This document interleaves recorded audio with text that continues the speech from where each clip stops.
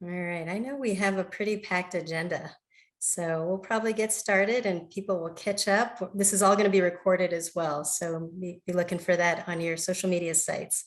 So my name is Ronly Liao. I'm a child psychiatrist. I'm the mental health in chief for the Children's Hospital of Colorado, and I am joined by an esteemed panel of team members from the Children's Hospital as well, and we'll all introduce ourselves in just a moment.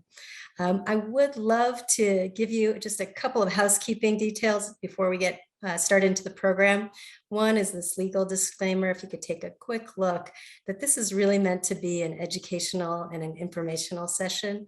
The information that we provide tonight does not establish a doctor-patient relationship. If you have direct questions, please go to your primary care doctor, or school health counselor, or nurse. And we're just hoping that you get some pearls for your family tonight. So take a quick look at that.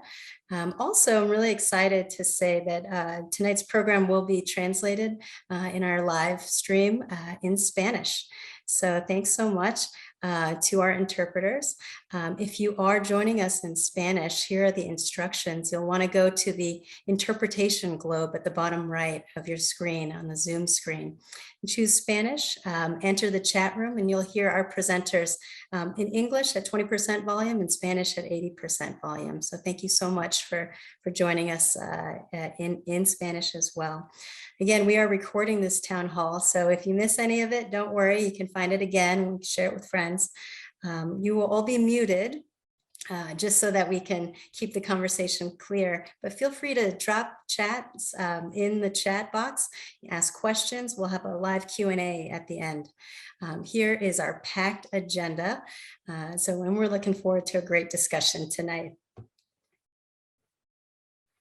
So as I mentioned before, my name is Dr. Ronly Liao. I am a child and adolescent psychiatrist. I am the mental health in chief for the Children's Hospital of Colorado, and also a professor of child psychiatry in the Department of Psychiatry at the School of Medicine at the University of Colorado.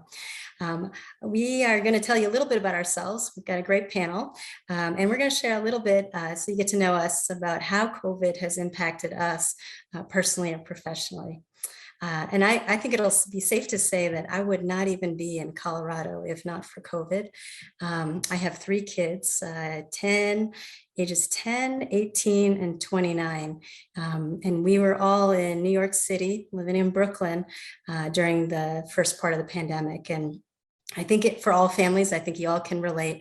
You start to really think about your values and what's important to your family. And we decided that it was right for our family to move out to Colorado. And I'm a pleasure to be here tonight with you guys. So I'm going to pass it to our next panelist, Tom Coughlin.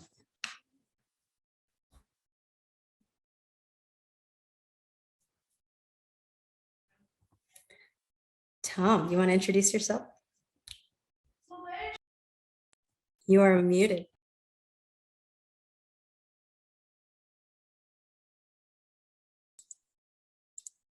Okay, now you can hear me. I apologize for the technical difficulty there.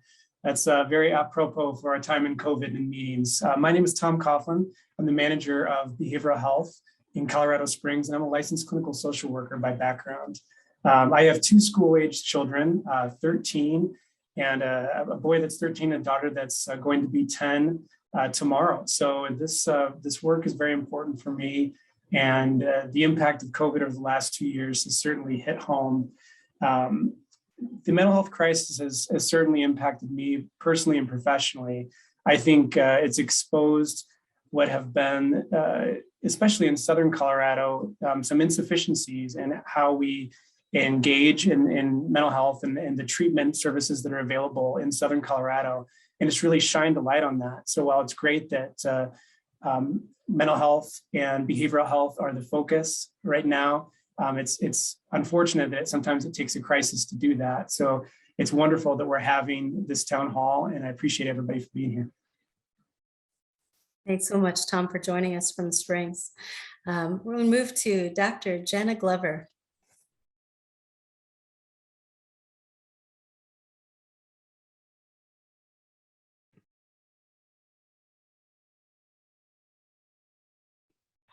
We're all having the same technical difficulties.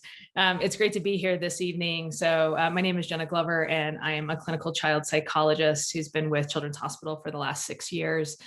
And in terms of my life, I have a 2- and a 4-year-old. And during the first year of the pandemic, I was so grateful I did not have school-age children, because I just thought that would be so stressful.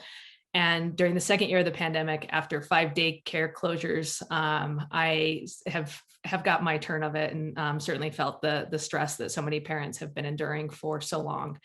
Professionally, I've seen 2 parts of this. I've seen a greater demand for services than I've ever seen before, especially among our adolescents.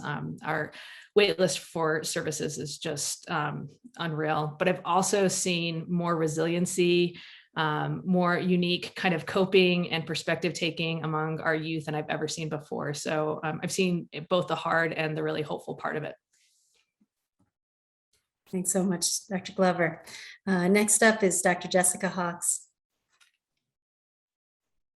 Hi, my name is Jessica Hawks. I am a clinical child and adolescent psychologist, and I've been here at Children's since 2014, and I'm currently serving as the clinical director of our ambulatory and intensive services within the Pediatric Mental Health Institute.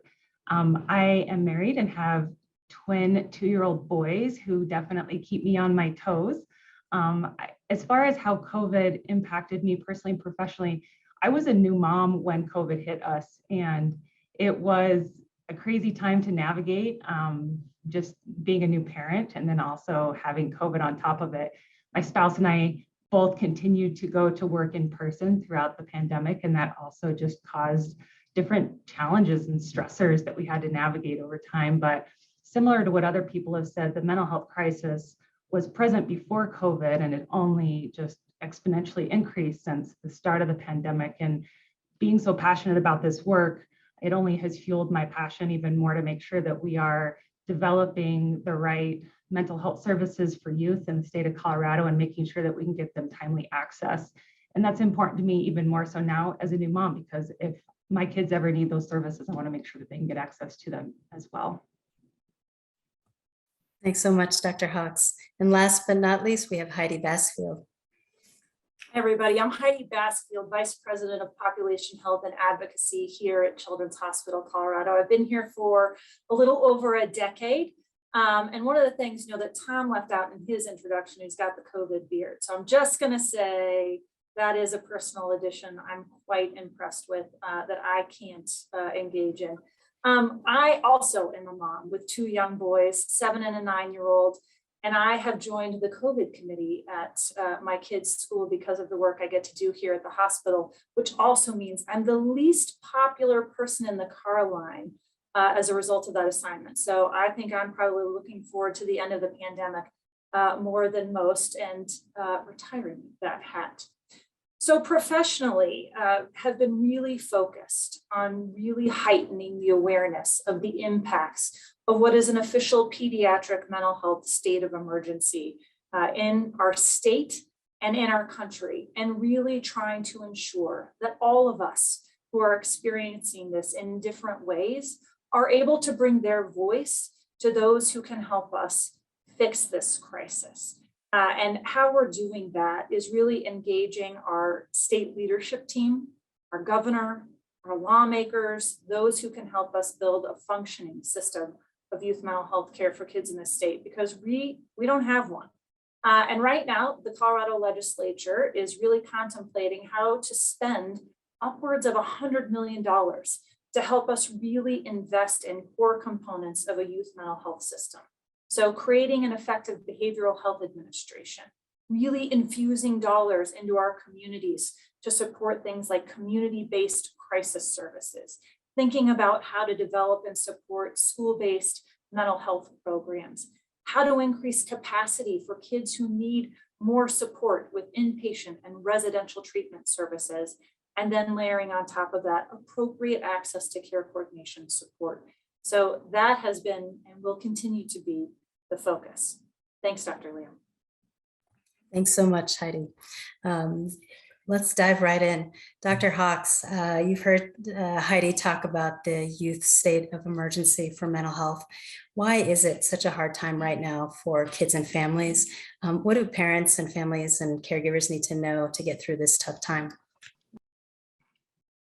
Yeah, so the pandemic, as everyone knows on this call, has caused so many challenges for all of us, and children and parents have had unique things that they've had to grapple with.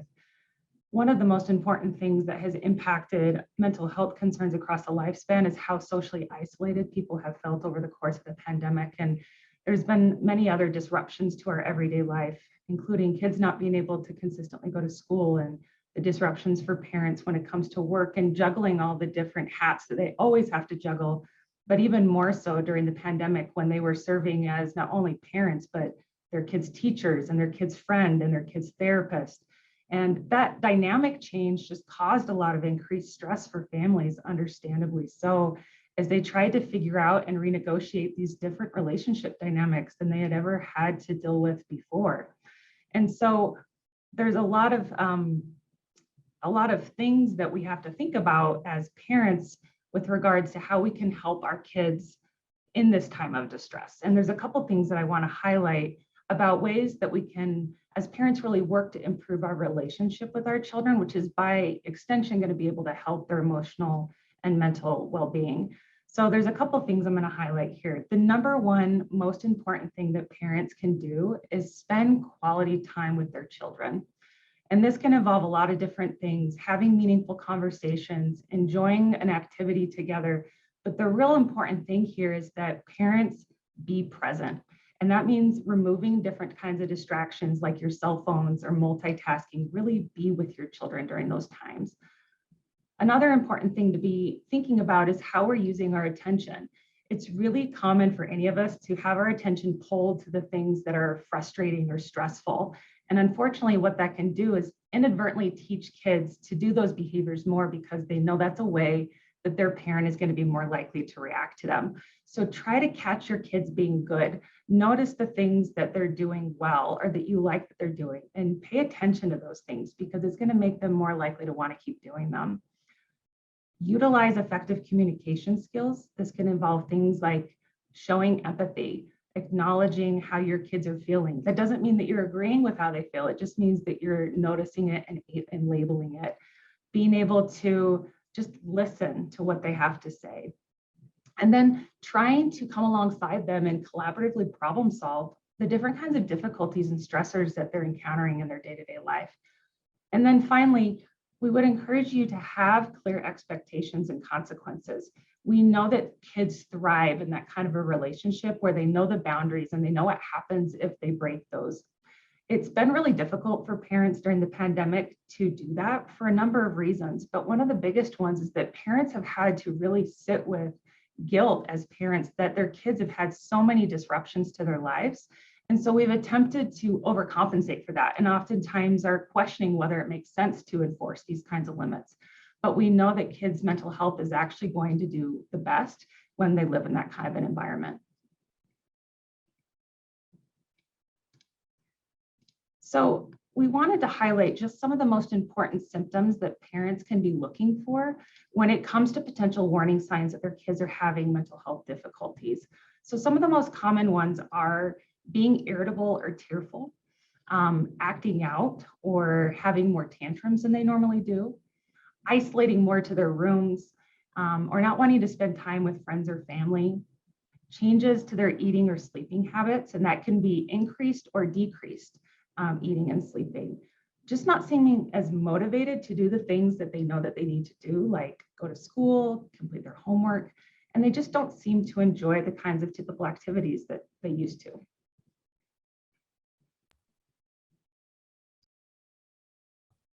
Dr. Glover, you want to chime in about teens?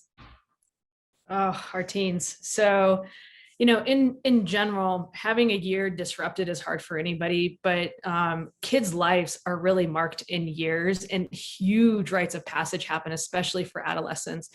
And so if we think about the last 2 years, many kids have lost the opportunity to go through these rites of passage, to move from middle to high school, to graduate from high school, to attend school activities or sporting events that they may have been really looking forward to.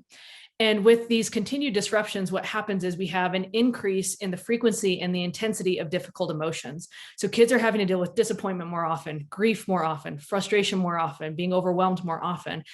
And they don't have the benefit of having the positive emotions that come with being able to celebrate these milestones and engage in these activities.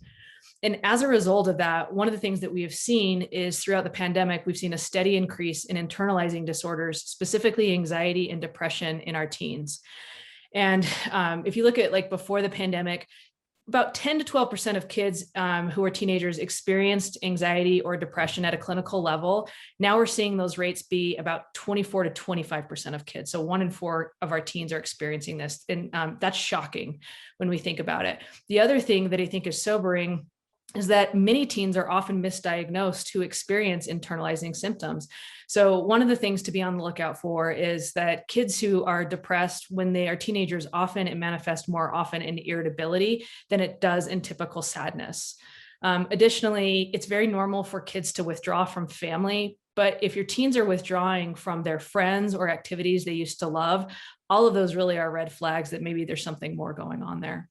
The other interesting component of this is we have this kind of primary increase in these internalizing problems of anxiety and depression, and it's been followed by an increase in maladaptive behaviors, and we call these compensatory behaviors, but kids are just trying to cope. And they're doing the best they can to try to gather some type of relief. And for some people, relief comes in gathering more control. And for some, it's letting go of control. And so what we've seen is kids developing more eating disorders, kids using substances more often. And really it's secondary to this depression and anxiety, but these are things that are happening. And sometimes parents are like, I don't understand why they're engaging in these behaviors. Oftentimes it's, I've been in distress and I need to have some sense of control, or I need to feel a sense of being able to let things go. And so we're seeing this happen at higher rates than we ever have. And again, these compensatory behaviors. So you might see your kid, binging more TV, more internet time, all these kind of things as a way to cope. But certainly our teens' lives have been very, very disrupted, and they're struggling in a way we haven't seen before. Yeah, thanks so much, Dr. Glover. I wonder if we could shift into some. So now we've seen some of the things that you want to pay attention to and keep a lookout on with your kids, younger kids, older kids, teens, college-age students.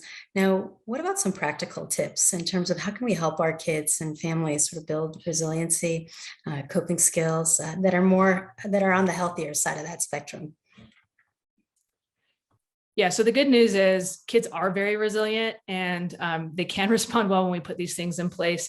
So whenever I talk to families, I always say that resiliency has many components, but it has really kind of 3 things as the foundation. And you're like, 3 things, there's 4 things on my slide. I'll put them together. So kind of sleeping and eating, those core physiological needs, they cannot be overstated. Most children are sleep deprived.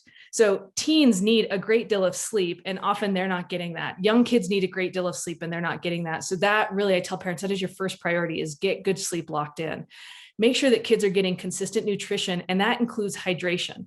We live at a high elevation, and our ability to manage stress is compromised when we are dehydrated. So, if your children aren't doing well, remember, have I watered the children lately? They need that water. So those are very small things, but they're really the foundation for physical and mental health. The other thing is making sure that kids are experiencing a range of positive emotions and getting physical activity. And so making sure that they are moving each day. And even on really, really cold snow days, can they get out for 10 minutes and just play in the snow and make some snow angels? But there is tremendous research that shows physical activity and outside time is so helpful. Outside time helps calibrate your sleep.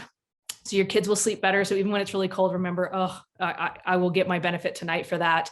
And we know that long-term, kids who spend time outside as young people tend to have better outcomes and less mental health problems in adulthood. So it's such a powerful and easy intervention. The other thing that's really important is consistently checking in with your kids. And so making this a ritual, how are things going? What's working for you and what are you struggling with? always ask both.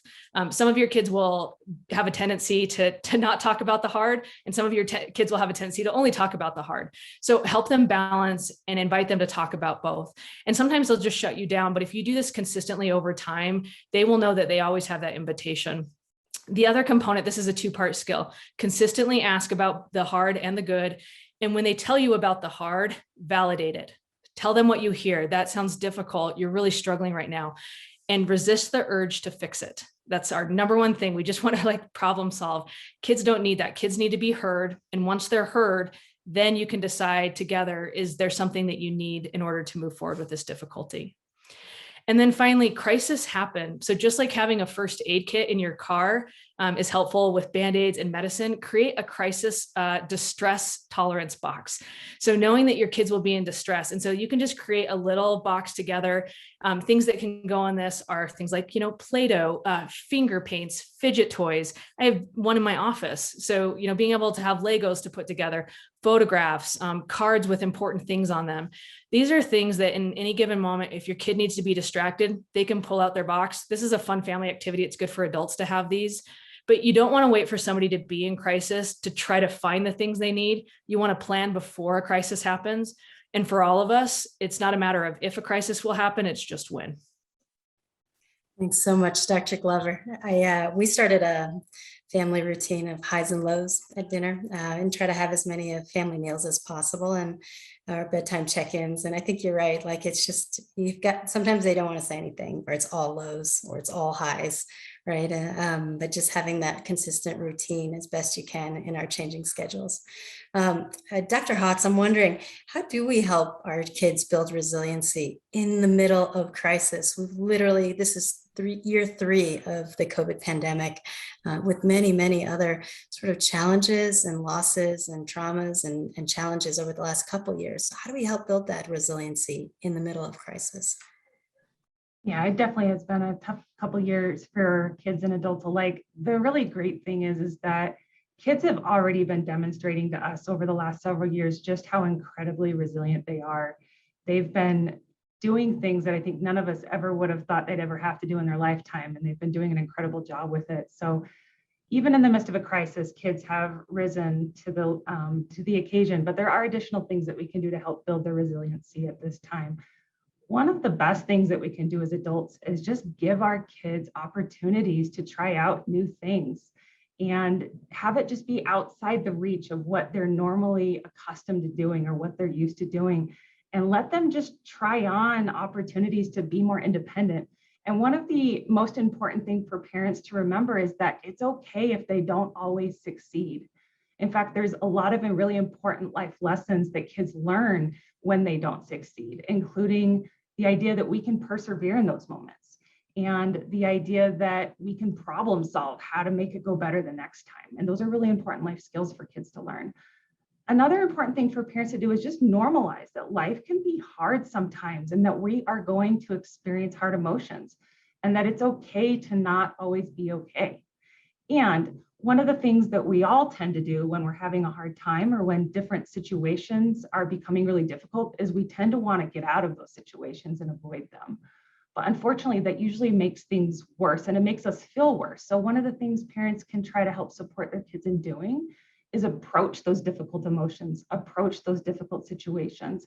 Because when kids do that, they learn more often than not that they actually have the ability to get through those situations in a much more successful way than they probably gave themselves credit for. Another thing parents can do is focus on praising your kids' efforts, not the outcomes. It's not as important that your kid brings home a straight A report card as it is that they really fully immerse themselves in learning and enjoying that process. And so we want to make sure that we communicate to our kids that we just want you to be trying. We don't always have to have you excelling. And then finally, be a good role model. The number one way our kids learn is by watching. And the most important people in their lives are their parents and other important caregivers. And so it's really important that we pay attention to what our kids are watching us do.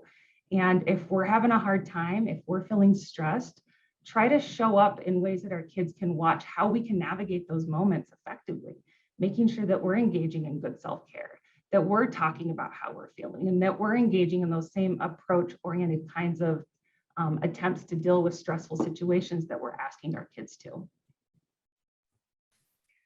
Such a good reminder, Dr. Hawks, right? They're watching us always, which is a little scary as a parent too. Let me turn to Tom down in Colorado Springs. You know, we often talk a lot in our field about how many of the foundations of a healthy, physically healthy, mentally healthy, emotionally healthy childhood really begin at home and with the family.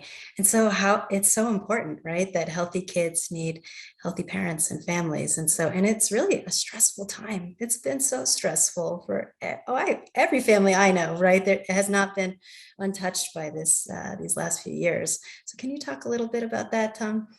Absolutely. To add on to what Dr. Hawks was saying, you know, the last 2 years, our homes have become offices, our homes have become schools, and adults have lost their windows to practice self-care. They've lost their normal schedules to take a break and to increase their own resilience and be able to de-stress. And I think what has happened is that we have, you know, adults and children kind of omnipresent together during the day in these stressful situations, and the children have experienced, you know, all this visceral stress from the last 2 years of uncertainty, of changing schedules, of adults not knowing what's happening, of illness, of, you know, vaccine worry, et cetera. And this is really, you know, as they've been a captive audience in these homes, has really impacted them. So it's really important to, you know, really model and mirror to our children that self-regulation. And I think that it's time for us as parents to really try to take back that time for ourselves and say, this is what I'm doing. This is part of my daily schedule. This is the time for me. Because I think a lot of us as parents have lost that. And so if your kids are witnessing us stressed out all the time, they're going to absorb that. They're going to be stressed out. And that's those rising levels of anxiety and depression that we've talked about. There's just a lot of uncertainty in the world. So prioritize that, schedule it in, work with your family, work with your partners to make sure that you are taking that time. Such a good reminder for all of us, Tom. Thank you so much. Dr. Glover, Tom mentioned something about being on screens, and we're all on a screen right now, aren't we? So some of you are calling in from your phones, from your tablets, from your laptops. Maybe some of you are watching the live stream on our news partners.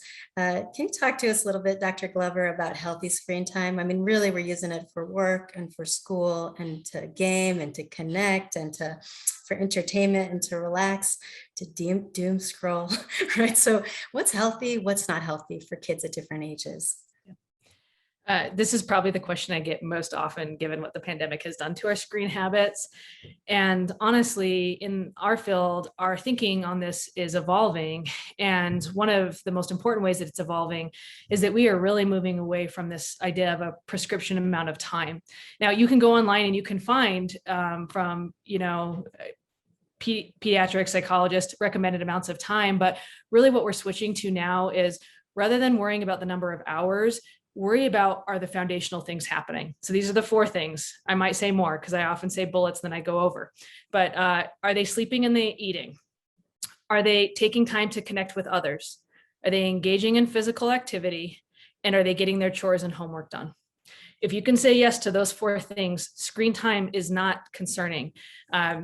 So make sure that the foundation is in place and don't get so caught up in hours. But if for some reason one of those 4 things isn't in place, screen time should be looked at and it should be potentially reduced.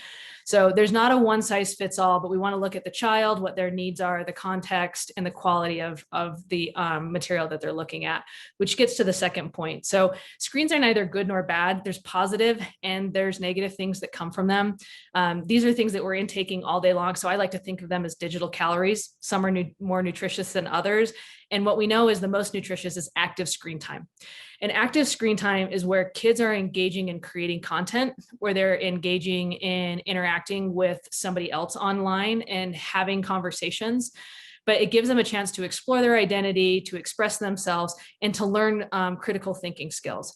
Passive screen time tends to be actually quite toxic, and it's associated with increased levels of anxiety and depression. We've all done a little passive screen time where you're scrolling on Facebook or TikTok, and all of a sudden 3 hours have gone by. That's passive. You're just taking it in, you're not engaging, and you're not creating. So make sure your kids are engaging in active screen time and try to reduce the amount of passive screen time. And then finally, you want to encourage healthy media habits. Your kids are digital citizens, and you need to teach them how to be effective digital citizens. A helpful way to think about this is just like your kids learn to ride a bike or to drive a car, you start with really strong safety measures and you let them practice. And so you give them a little bit of a chance to be online, but with a lot of restrictions. And so we know that young kids don't need to be on social media, and really limiting that and making sure that they're not. As kids do go onto social media, making sure that they have limited social media accounts, preferably one, no more than two. We know the more social media accounts a child has to manage, the higher likelihood is their risk for depression. So just thinking about as they practice and they have these skills, giving them more freedom, just like you would. So now they can drive the car without you present, but they can only do it during the daytime. So thinking about how do you create that safety? And then the most important part is we know that with riding a bike or driving a car, we're very clear to kids about what are the dangerous parts of it. You never ride in the street. You never drive without your seatbelt on. You never post pictures of yourself without your clothes on. You never send text messages you wouldn't want your principal, your teacher, your grandparents to see. And you have these conversations not once, but ongoing and frequently. So again, thinking about how are you developing and scaffolding that, limiting how much exposure they have, but also validating this is an important part of their life. It's not a bad thing, but there's some of it that's more healthy than others.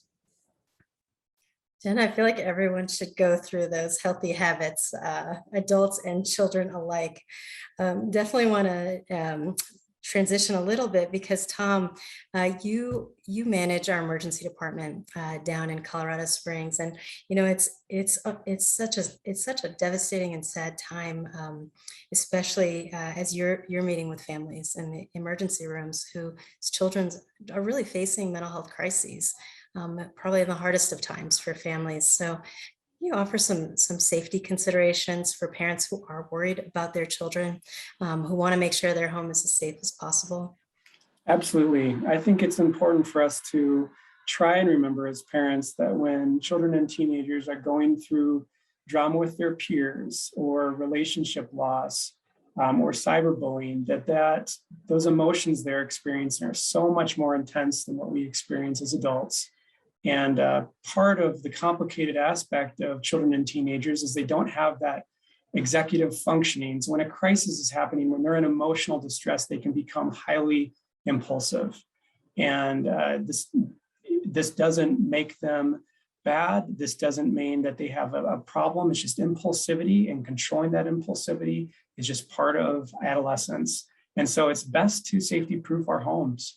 And even if we don't have a child that we feel like is at high risk, just removing those temptations from children who might be having a really horrible, rotten, very, very bad, no good day, by locking up firearms, by securing medications, prescription medications and over-the-counter medications, by safely storing toxic cleaning supplies. I mean, these are the tragedies we see in the emergency departments, and more often than not, we're talking with parents that are saying, I had no idea this happened so fast, and that's tragic.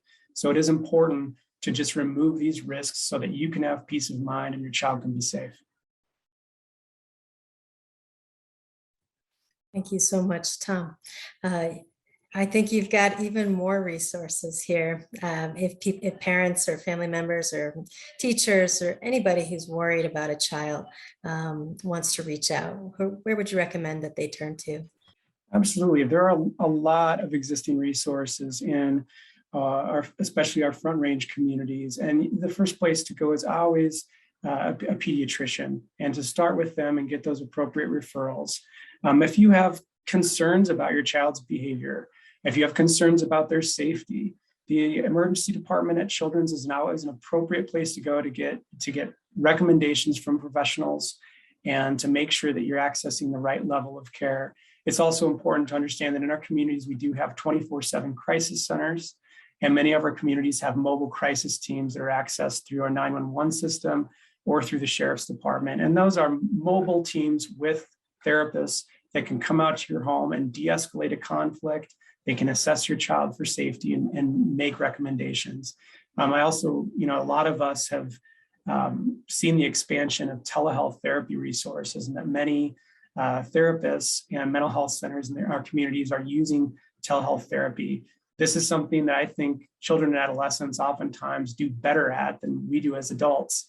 And they're living in this electronic world for a lot longer than we have been. And it works for them. We also have the Colorado Crisis Line.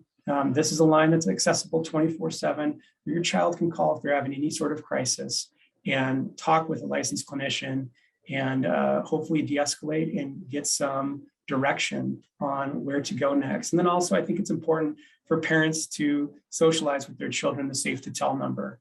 And this can be if your child is worried about their friends, if they're worried about a comment that one of their friends has made about not being safe, they can always reach out. And then that starts the wheels in motion of making sure that that child is safe and notifying their family. Thanks so much, Tom, for sharing all of these great resources. Sometimes it's helpful if you're really worried about your child, go ahead and put some of these numbers in your phone.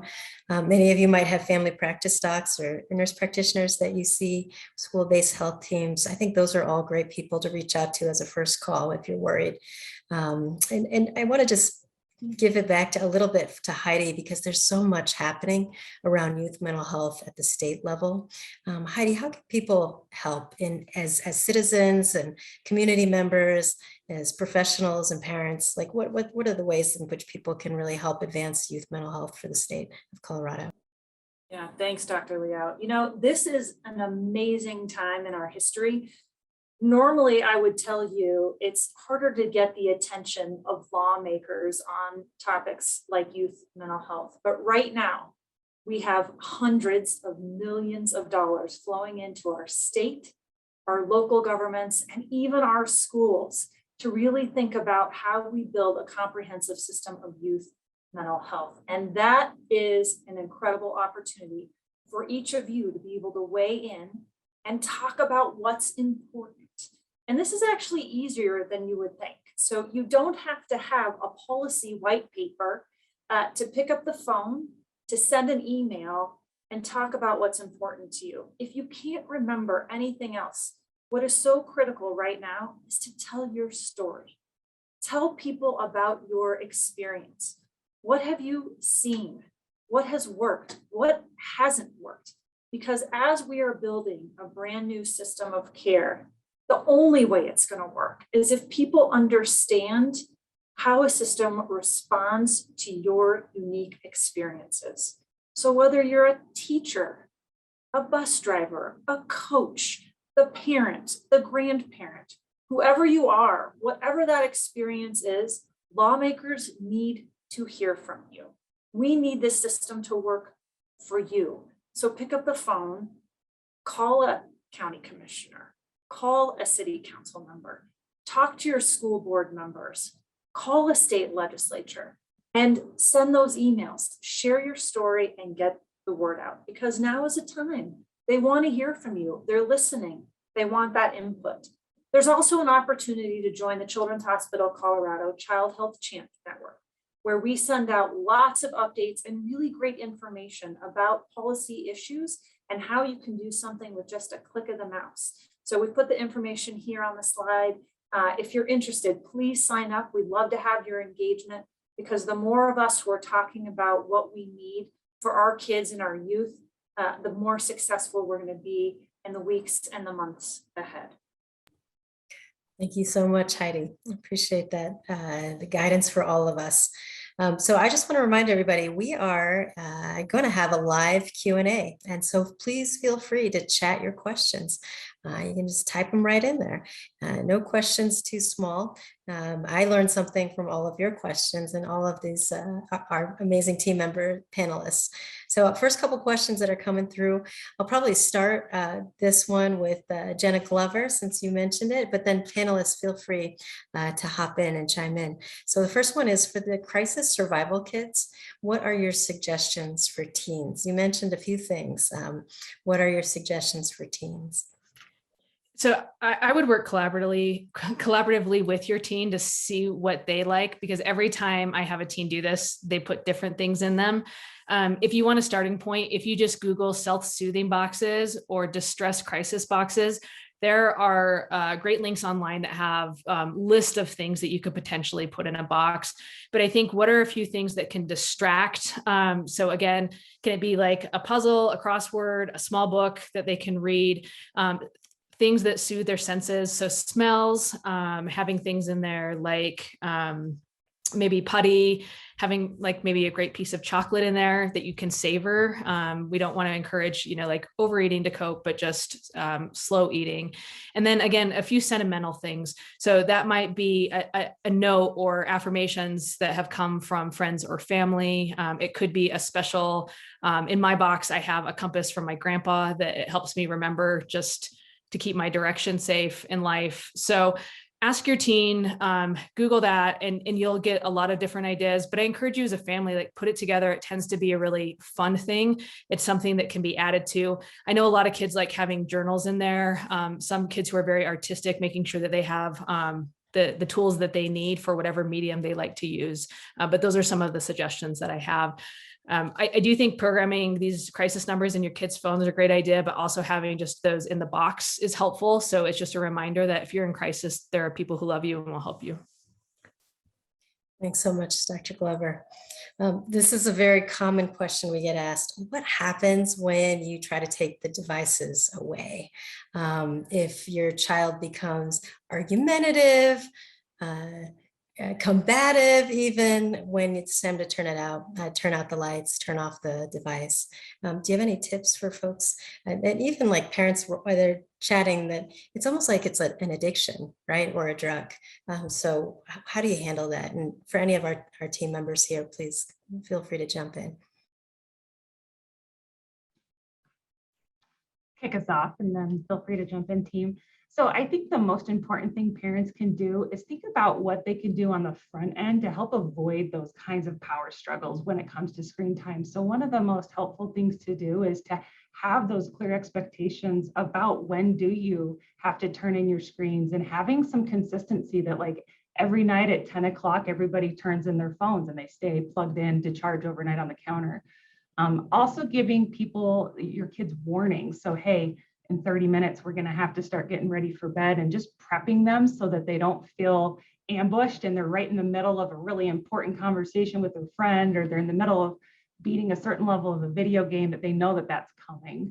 And then if your kid does escalate and really get upset when you ask them to turn in screens or you set limits on screens, again, making sure that you're modeling the kind of behaviors that you want your kids to be engaging in as well. So you want to stay calm. You can label the emotions they're experiencing. I understand that you feel frustrated, and then still follow through and be consistent, because what can happen sometimes is when kids get really upset, parents might pull back a little bit and not necessarily enforce what they've just said. And that's only going to encourage your child to escalate again the next time. So we have to make sure that we really stay consistent and follow through once we've set that expectation. Thanks so much, Dr. Hawks. It's tough, right? You get the big emotions, you feel like you're doing something wrong, and really it's just stay calm and stay the course, right? Follow through with your word and then try it again next night. We've got a great question here from one of our high school counselors who chatted. This counselor said that they've got many families at school. The students have people who are sick at home, and several people who are dying or have died, and they feel like their students are getting numb, or losing or don't know how to grieve. Do you have any advice or guidance for our high school counselor participant on the call?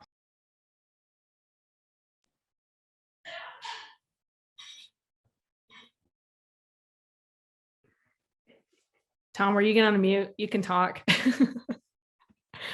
Well, I think that's a great question. And I think through all of this trauma and loss, we've all experienced, dissociation, numbness, and that can be harmful over time. Like Manli said, we're entering year 3 of this. I think that the part of this that I find that's important is that we have teachers, school counselors that are willing to be present and sit and be present with these students and give them opportunities to grieve. Particularly in Southern Colorado, we have an issue with being able to have accessible outpatient therapy. And that'd be the ideal for anyone who's going through acute grief and loss with a family member. And I'll talk to families that will tell me they're waiting months. And that's a problem that we're going to help solve and we're working on passionately right now. But when those resources aren't available, school counselors and teachers and parents and other supportive adults, coaches are so important. The fact that they're just taking the time to be present with those kids, allow them to express those emotions if they can, and being able to have those difficult conversations. Because I think it's, most of us pull back from those. If we don't do this for a living, it can be very uncomfortable and we feel like we're interfering in a personal family matter. But this has gotten all of us into each other's business, because we're all going through this together. And so I think that's what I would recommend, is be present, try to have those conversations if you can, try to point those students at the appropriate resources if you can, and watch out for those, crisis symptoms where they might need a higher level of care, and that be a conversation with their family. Thanks so much, Tom. And you definitely actually echoed some of the comments that I'm seeing in the chat too about families who've tried to reach out to crisis services, and it's usually like a one or a few visit sort of interaction. It is really complicated right now. You are absolutely right. To the person who's on the call, and several people, it's hard to navigate the system right now to get the kids the help we need. That's why we are all working on the advocacy front. We're all working to look at how can we increase access to longer term therapy supports and counseling, psychiatrists and doctors if you need them, and how do we embed those supports everywhere kids are, in schools and primary care and communities. I got a really great question here about, particularly in Colorado, teens have incredibly easy access to substances, particularly marijuana. So do you have any suggestions on how to talk to teens about the risk of substance abuse, and particularly marijuana, especially for teens who are already experiencing mental health concerns? Yeah, so this is a great question, especially because use of substances is really going to potentially deepen and worsen those mental health problems. So I would say that there's kind of 2 parts to this. So again, having open conversations with your teens, oftentimes I encourage when was the last time you tried marijuana? And just, the fact that kids might, rather than like, are you doing this or not? Asking kids, like, what is your understanding of these things? Is it something that appeals to you? Why does it appeal to you? And really trying to approach it, which I know is super hard, but from a place of curiosity rather than a place of fear. And when you approach these conversations with teenagers from a place of curiosity, you can understand, what are they getting from this? Why do they want to use them, those substances? Because they're getting something from it, and acknowledging that that is valid. But also, letting them know, like, your concerns. I'm concerned because, I know that using these things could make your depression worse. Additionally, rely on your providers and say, would you help provide some education to my teen about frequent marijuana use? And a provider is a great person to have those conversations. I can more easily have a conversation with a teen of like, how much do you want to use? And what does your use look like over time? And what would be the long-term consequences of that? And have you thought of that?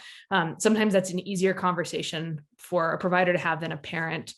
But just again, as parents, be curious, talk to your teens about what they understand about those things, if they'd be open to hearing your perspective about those things, and having that conversation in a curious way rather than a fearful way. Yeah, thanks so much, Dr. Glover. My goodness, our chat is really on fire here. I just want to assure folks, if we don't get to your questions by the end of this hour, we can answer those questions offline. So we'll save the chat. I'm going to make these guys record answers to all your questions. Let me just, there's a couple here. There's one really thoughtful comment from one of our participants wanting us to just reassure folks, and I'm going to do that for you guys now, that if you're worried about suicide, that your child is thinking about harming themselves or wishing they weren't alive, or have had a friend that has died by suicide or concerned about that, that one of the most important things you can do as a parent or as a teacher or as a family member is to actually check in with your child directly about that. You will not be putting thoughts into their heads. Actually, in many of these cases, when we point out and just point blank ask directly, are you thinking about harming yourself? Are you worried about suicide? Kids usually feel quite relieved, actually, to be able to share that with an adult that they trust and that they know will take care of them. And so please, if you're worried about it, if you're thinking about it, there's lots of tips too we can offer as well, but really just being, as Jenna said, just caring and thoughtful and curious and loving in the way that we ask, but also direct, right? It's hard. This is a really hard topic. So I just want to say that out loud since you so thoughtfully put that in the chat. School anxiety. Tell us a little bit, because snow days, quarantine days, off and on of school. Can you talk a little bit about school anxiety and kids who are nervous about going back to school?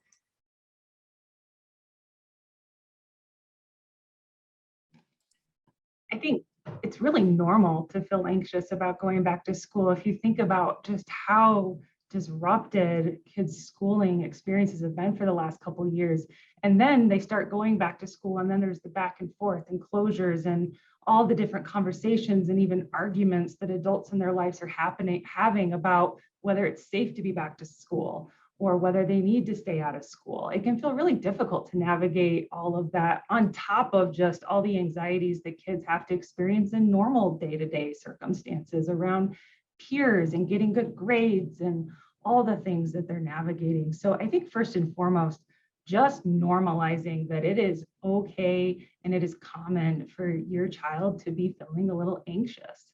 And I'm sure you guys are noticing a theme in a lot of the recommendations that we're giving, but one of the best things you can do as a parent is just check in with your kid and have a conversation with them about how are you feeling about going back to school? Let's talk about what your worries are and just listen about what they are actually feeling anxious about. One of the things I'm always struck by when I work with kids is that I'll think I know what they're going to be anxious about, and then I actually ask them and open up the question a little bit more open-ended. And I'm constantly surprised that what I think they're anxious about is not what they're anxious about. And I think the same could be true for parents. So ask it open-ended. How are you feeling about going back to school? What worries are you having about going back to school? And then just listen. And you'll find that the conversation oftentimes just naturally leads itself to a place where your child feels a lot better just having been able to have that conversation with you. Thanks so much, Dr. Hawks. I've seen a lot of school folks on this chat as well. So thank you to all of our educators and school counselors. I also just wanted to remind everybody that you can always turn to your school counselor or resources if you have questions about communication and friendships and learning and anxiety, changes in behavior. I see a lot of parents here as well and family members talking about just how hard it is to access services and feeling like they did something wrong. Maybe I'm gonna end with this question actually. For all the parents whose kids are struggling that feel like they're doing something wrong, can you please, let's go across the panel, address these parents directly.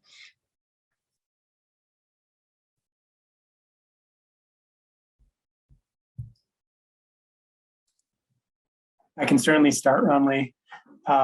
That's a great question. It saddens me to hear that parents would be feeling that way, but I can completely understand.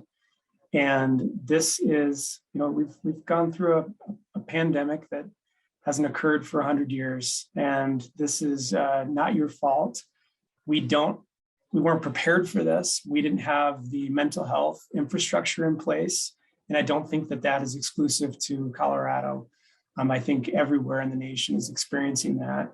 And when children's lives get disrupted so much and they're missing those milestones, they're missing those important events that we feel is so imperative to their development and joy, it's hard for us not to feel guilty. So I just want to assure parents that people are doing the best they can, and we're going to come out of this. We're going to have a sense of normalcy again, and search for joy, search for those things you can do with your child, and spend that mindful time being present with your child, asking these questions, having these conversations, because that's ultimately what's going to be the way out of this, in my opinion.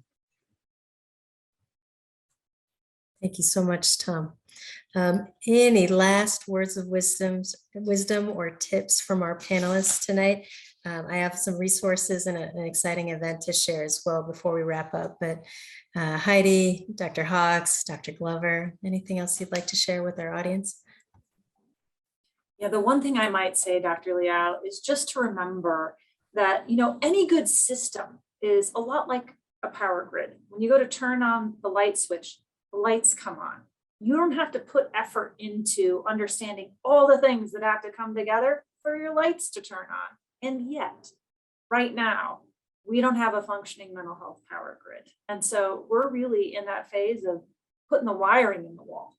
So please know that as you're facing challenges with trying to access the support that you want for yourself, for your children, for the people you care about in your life, that it's not your fault, that when you turn on the switch, the lights don't come on.